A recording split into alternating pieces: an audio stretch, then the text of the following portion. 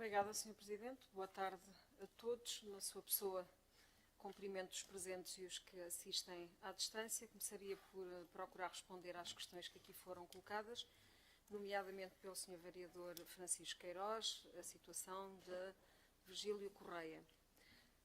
Gostaria de dizer sobre isso, aliás, foi referido por si mesmo que já havia um PIP aprovado do anterior Executivo, portanto, um pedido de informação prévia é vinculativo, já não é possível voltar atrás. Portanto, aquilo que está a ser feito está de acordo com esse PIP.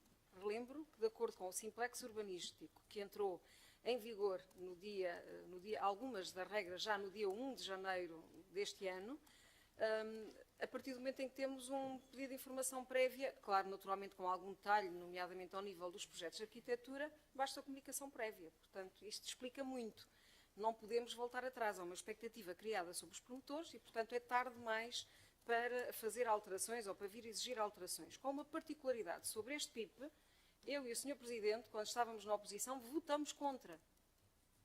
Portanto, não preciso estar sempre a relembrar a mesma coisa. Agora, a verdade é que nós temos falado, os serviços técnicos têm reunido várias vezes e sempre solicitado com os respectivos moradores, e eu própria estive numa sessão de esclarecimento na Junta de Freguesia de Santo António dos Olivais, onde compareceu uma sala cheia de gente e onde estivemos a discutir este projeto. E eu pensei que estava perfeitamente já clarificado, mas eu volto a clarificar. O que estava previsto nesse PIP aprovado era a construção, aliás, era o arranque de uma via que seria construída a posteriori, eventualmente pela Câmara Municipal ou no âmbito de um outro processo qualquer, que não este, mas estava previsto ainda o arranque com a construção de uns 50 metros, sensivelmente, de uma via que vinha ligar cá abaixo à circular interna, à Costa Simões, mais concretamente. Quando eu entrei e reuni pela primeira vez com os serviços técnicos sobre esta matéria e também com o promotor, fiz questão de dizer que, aliás, foi um dos motivos pelo qual votamos contra este PIP, que esta via teria que ser repensada no âmbito do processo de revisão, da terceira revisão, aliás, da revisão do PDM que está atualmente em curso. E assim fizemos. Portanto, essa via ficou suspensa. Eu volto aqui a repetir, porque estão sempre a bater na mesma tecla. Essa via ficou suspensa. Está em análise, naturalmente, pelos serviços técnicos, mas à luz das atuais políticas de mobilidade urbana, do meu ponto de vista, ela não justifica. Portanto, eu até reitero e concordo com aquela que é a posição dos moradores e das pessoas, enfim, que lhe fizeram chegar essa missiva. Estamos todos de acordo, mas obviamente que o processo está em análise e tanto é que a rotunda foi alterada e esse ramo, esses 50 metros de via que iam ser construídos, já não foram, já estavam em andamento algumas obras de movimentação de terras e foram suspensas. E a rotunda foi, inclusive, remodelada para fechar. Portanto, já não fica ali com aquela abertura à espera de uma nova via, mas já é fechada com continuidade do passeio. Portanto, daí não percebo porque esta preocupação contínua, quando é uma preocupação que neste momento não se põe. Em relação à ligação à rua Frei Tomé de Jesus, que estava prevista e está aprovada nesse PIP, a sua construção.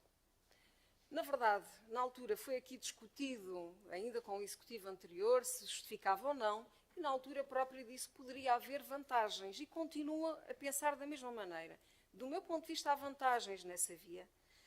Porquê? Porque fecha a malha. Nós temos a Frei Tomé de Jesus, que é uma via sem continuidade, termina numa praça, que inclusive não teve qualquer remate urbanístico, à espera da sua continuidade. Portanto, era a oportunidade de rematar esse bairro, essa frente urbana, e criar, ali diria, uma alternativa, nomeadamente acesso a celas. Nessa sessão que decorreu na Junta de Freguesia de Santo António dos Olivais, vi que havia posições dispares, não era consensual esta posição, mas a maioria manifestou-se no sentido de que esta via fosse construída, mas tivesse apenas uma função pedonal. A minha posição perante os moradores foi exatamente esse compromisso. A via iria ser construída, mas, até para evitar estar a impor novamente ao promotor alterações, neste caso já ao loteamento, e, portanto, avança a via nos mesmos termos em que estava prevista, mas terá apenas funções pedonais. E esta ideia agradou, de forma geral, à maioria, não vou dizer à totalidade. Houve vozes dissonantes que perceberam que poderia haver aqui uma vantagem do ponto de vista da acessibilidade. Qual é a minha posição sobre isto? compromisso é compromisso. Eu comprometi-me perante a população, ou os presentes, de que teria apenas funções pedonais e assim vai ocorrer. Vamos pôr pinos, um pouco à semelhança da via que foi construída para ligar a rua Miguel Torga à rua Infanta Dona Maria, que foi uma via construída com um perfil, de certa forma, para dar resposta a funções rodoviárias, mas com os pinos teve simplesmente limitada a circulação pedonal. Qual é a vantagem? Em qualquer altura, perante alguma circunstância de emergência, é só tirar os pinos e podemos ter ali uma outra escapatória, como aliás está a acontecer neste momento no âmbito das obras do sistema de metro Mondego. Portanto, não se perde essa flexibilidade, mas a garantia, o compromisso que eu assumi, que aqui reitero, é que essa via será fechada à circulação automóvel, portanto, os problemas que existem não vão ser agravados. Os problemas existem. Do meu ponto de vista, iriam ser aliviados com esta via. No entanto, se a população assim quer, os principais prejudicados serão os habitantes dessa zona. Mas como eles próprios defendem a solução pedonal, será a solução pedonal implementada. Portanto, eu espero ter sido clara relativamente a estas matérias, porque nunca neguei, nem soneguei qualquer informação. Os serviços técnicos têm falado com as pessoas. Eu fui convidada a ir a Santo António dos Olivais, falei diretamente com as pessoas. Tivemos uma conversa muito cordial, muito conclusiva e construtiva. Não imaginei que ainda continuasse a haver dúvidas. Espero que tenham sido definitivamente sanadas. Em relação aos coletores que estão em construção, são coletores associados à via rodoviária que vai dar acesso, naturalmente, a todo este novo empreendimento, ao supermercado, aos vários prédios, aos vários lotes, lotes urbanizados, chamemos-lhe assim, que aí estão. E, portanto, tem que haver saneamento, tem que haver águas, tem que haver iluminação pública, há um conjunto de infraestruturas subterrâneas que têm que ser construídas e isso está a ser levado a cabo.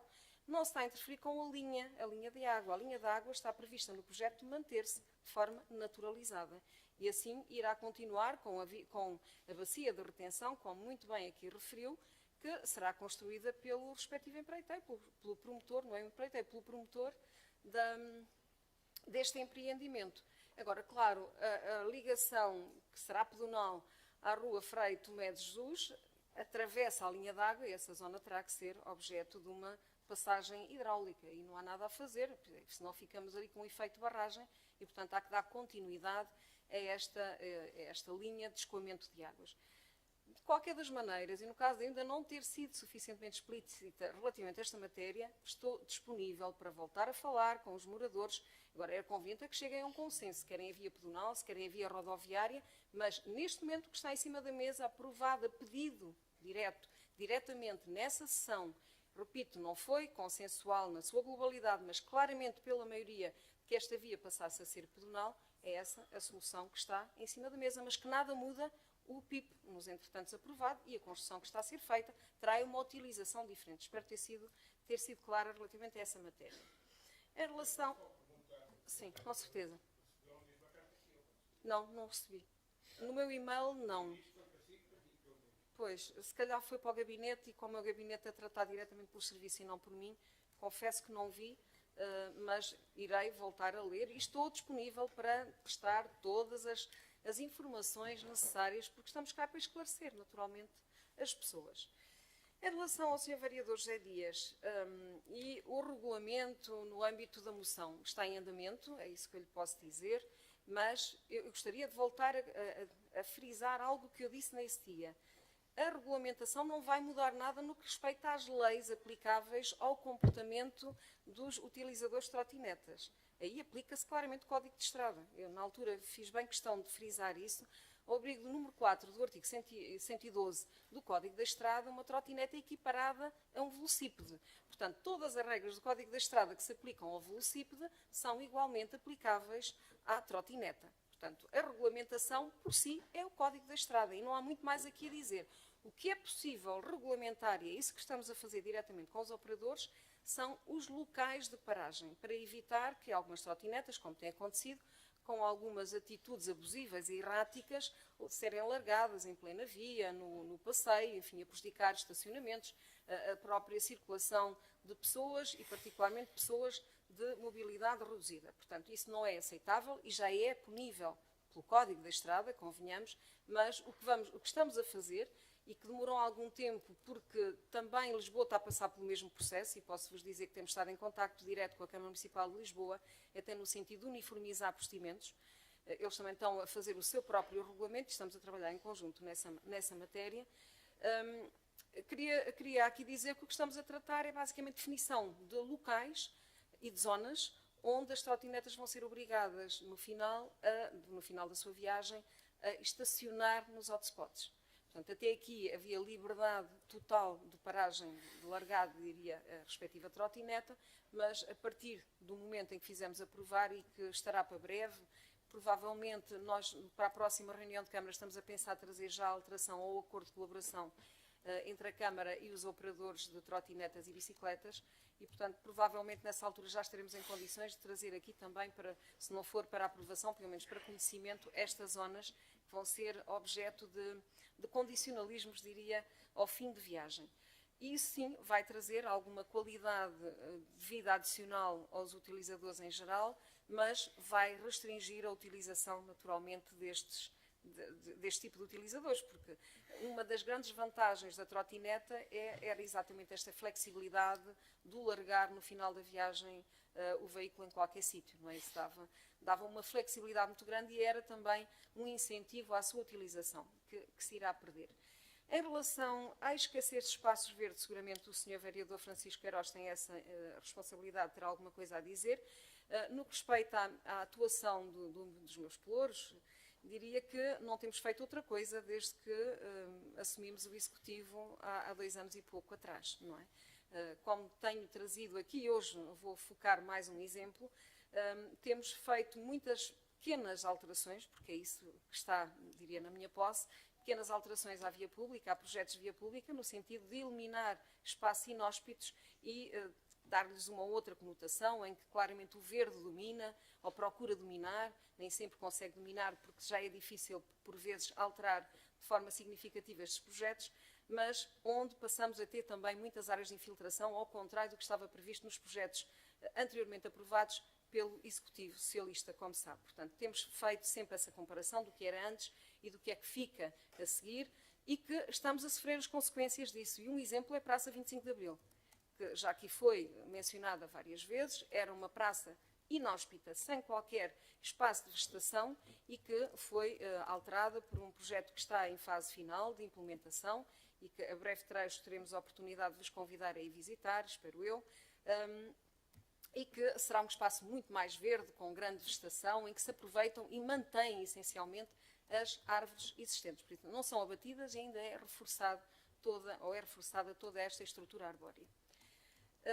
Queria também ainda citar, até porque vale sempre a pena, o alargamento ou alongamento da estrutura arbórea do Val das Flores, aliás, que aqui também trouxe recentemente um projeto em parceria com a Metro Mondego e que, enfim, não deixa de ser uma compensação por algumas árvores abatidas ao longo do canal e que, em compensação, foi tratado, ou vai ser tratado, já foi, aliás, adjudicada essa obra para execução nos próximos meses, em que vamos alongar não só o parque linear verde, mas vamos criar ali novos espaços de fruição urbana, de estar, de convívio, de socialização, voltado para as pessoas. Portanto, eu, ao contrário do Sr. Vereador, eu não acho que temos uma cidade tão pouco verde, como disse, é uma cidade que não é verde, é uma cidade que temos espaços verdes, alguns carecem de reabilitação, o caso do Jardim da Sereia, não conegamos, mas falamos de milhões de investimento e que não são naturalmente compatíveis com um orçamento camarário. É essa a questão. Se houvesse dinheiro, poderíamos fazer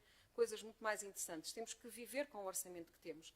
Mas temos espaços verdes de grande qualidade, não é? Os jardins da Polis, que já lá vão há alguns anos que foram criados e que muito nos orgulhamos, são bons exemplos disso. E depois há alguns pequenos espaços verdes. Relembrar que hoje a política do urbanismo e de paisagismo, melhor falando, é cada vez mais uma aposta em pequenos jardins de proximidade em detrimento das grandes áreas verdes. Portanto, este pequeno exemplo que eu acabei de citar, que vai ser desenvolvido com a colaboração da Metro Mondego, é um claro bom exemplo neste sentido. Não é? Pequenas áreas, mas que servem diretamente à população que vive nas suas proximidades. E então, agora, se me permitem, iria fazer a minha intervenção decorreu na passada quinta-feira, na sala Dom Afonso Henriques do Convento de São Francisco, uma ação de formação promovida pela Estrutura de Missão para a expansão do Sistema de Informação Cadastral Simplificado, o EBUPI. A ação contou com mais de 170 participantes, centrou-se na operacionalização do recente decreto regulamentar número 3 de 2023, de 11 de outubro, cuja recente publicação vem introduzir diversas alterações do regime jurídico do Sistema de Informação Cadastral, do balcão único do prédio, com implicações diretas no desenvolvimento do projeto BUPI. A ação de formação foi, por isso, dirigida particularmente aos técnicos habilitados que asseguram o apoio presencial aos cidadãos na identificação das suas propriedades, envolvendo técnicos habilitados de toda a região centro-litoral, designadamente os municípios que fazem parte da CIM Aveiro, CIM Coimbra, CIM Viseu, Dão Lafões, CIM Leiria e CIM Oeste. Entre as várias alterações introduzidas com a recente alteração legislativa, foi criado o procedimento de conciliação administrativa e que recai sobre as autarquias câmaras municipais, destinado a possibilitar aos proprietários alcançarem um acordo relativamente ao limite das extremas de prédios confinantes identificados, corrigindo os polígonos sobrepostos nos procedimentos de RGGs, que passa a ser dirigido por técnico habilitado, que, como sejam, neste caso, os trabalhadores dos municípios que lhes prestam serviços. Dada a relevância dos assuntos abordados e a importância desta ação de formação, foi com particular agrado que a Câmara Municipal recebeu o desafio por parte da Estrutura de Missão para coorganizarmos o evento na cidade de Coimbra, convite que muito prezamos e agradecemos. A esse desafio não foi seguramente alheio o reconhecimento por parte da Estrutura de Missão do excelente trabalho levado a cabo pela equipa técnica da Câmara Municipal, coordenada pela Sra. Engenheira Virgínia Manta, e que mereceu o seu reconhecimento e distinção com a atribuição de 3 prémios BUPI 2022, a nível nacional, no passado dia 26 de abril, na Batalha. A toda esta equipa de excelência, o meu muito obrigada. Importa ainda informar todos os interessados de que a primeira fase do projeto terminou no final de setembro, mas que o mesmo se mantém em desenvolvimento, embora com uma estrutura de apoio mais reduzida, suportada integralmente pela Câmara Municipal de Coimbra. Aguarda-se, entretanto, o resultado de uma nova candidatura e programa de financiamento para desenvolvimento da segunda fase deste projeto, de forma a se atingir os 100% de RGGs e promover também o procedimento da conciliação administrativa. Apelo, por isso, a todos aqueles que são proprietários de terrenos rústicos e mistos, que ainda não tiveram a oportunidade de proceder à sua identificação, que procurem o balcão BUPI da Câmara Municipal na Praça 8 de Maio para fazerem o registro das suas propriedades.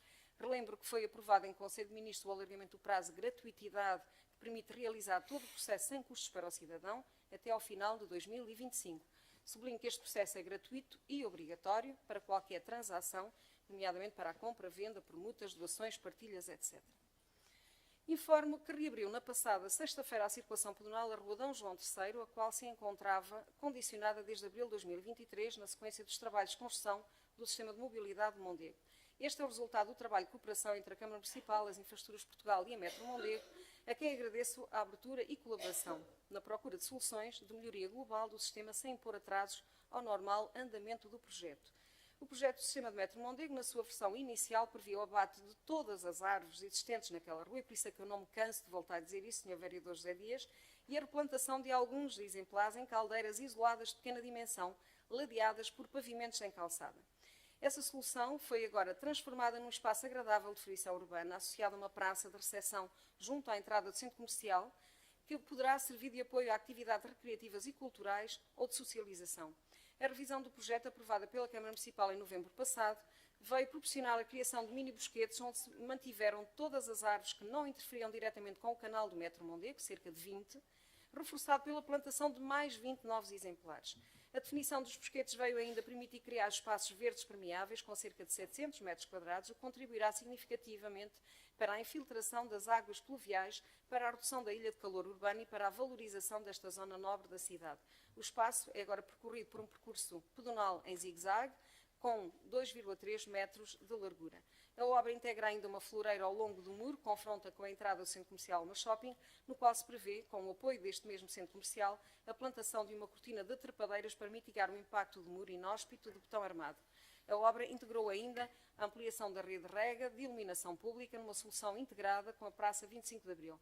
A todos que ainda não tiveram a oportunidade de visitar este espaço, convido a fazerem e a usufruírem de um espaço agora restituído ao peão. Este, aliás, é mais um exemplo de alterações pontuais introduzidas ao sistema de Metro Mondego, promovidas pela Câmara Municipal e muito bem acolhidas quer pela IP, quer pela Metro Mondego, e que representam mais-valias para o projeto global e para a cidade. Agradeço por isso o apoio não só da IP e da Metro, mas também o trabalho exímio das equipas de projeto e de espaços verdes, ambas do Departamento de Espaço Público, coordenados pelo Sr. Diretor Engenheiro Santos Costa. Para finalizar, por último, gostaria de informar que o plano pormenor da Estação Intermodal de Coimbra, sob a coordenação geral do Sr. Arquiteto Juan Busquet, continua em desenvolvimento, encontrando-se em franco desenvolvimento alguns dos estudos de especialidade, como é o caso do mapa de ruído, a avaliação estratégica ambiental e do estudo de tráfego. Este plano, integrado no processo da linha ferroviária de alta velocidade entre Porto e Lisboa, deverá assumir a sua expressão final durante o ano 2024, de forma a integrar o pacote a ser concessionado no âmbito da fase do primeiro troço Porto-Sor, lote B. Caberá assim ao concessionário ganhador do processo quer o desenvolvimento do projeto de execução da estação, quer a execução da correspondente obra, a qual, segundo as previsões da IP, deverá estar concluída em 2028. O plano tem vindo a progredir em função das condicionantes impostas pelas diferentes entidades oficiais e dos resultados dos estudos de especialidade, em particular do estudo de tráfego. O PGRI, ou seja, o Plano de Gestão de Riscos de Inundações, enquanto instrumento que visa reduzir o risco nas áreas de possível inundação, tem-se apresentado como a principal condicionante a este plano, uma vez que baseia o nível de risco na situação atual, sem prever qualquer investimento adicional para a regularização dos caudais a montante do açude ponte e assim mitigar ou reduzir substancialmente o nível de risco. Aliás, esta questão já aqui foi abordada hoje pelo Sr. Presidente. Falamos naturalmente de um investimento absolutamente prioritário, como é o caso da barragem de Girabolhos. Este instrumento em fase final de elaboração, com publicação prevista para breve, eleva assim a cota de cheia de para 17,4 metros, ou seja, 2 metros acima da anteriormente prevista, o que limita substancialmente o desenvolvimento urbanístico e edificado de todo aquele espaço.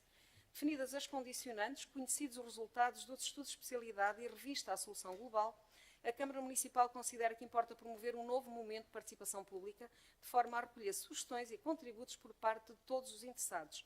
A instabilidade política criada no nosso país, conjugada com a disponibilidade de agenda do Sr. Arquiteto Juan Busquet, remeteu esta sessão para o próximo dia 15 de março, numa sessão que deverá decorrer durante o dia inteiro, envolvendo momentos mais institucionais e momentos de debate aberto a todos os interessados.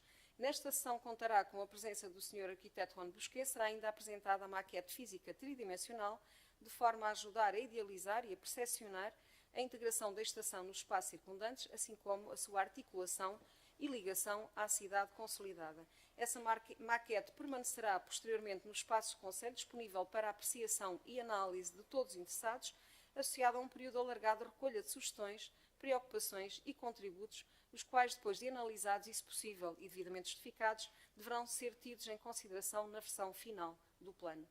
Em termos de calendarização, importa fechar o conteúdo do plano até ao verão de 2024, reservando os últimos meses do ano para a sua formalização, discussão pública obrigatória e aprovação final.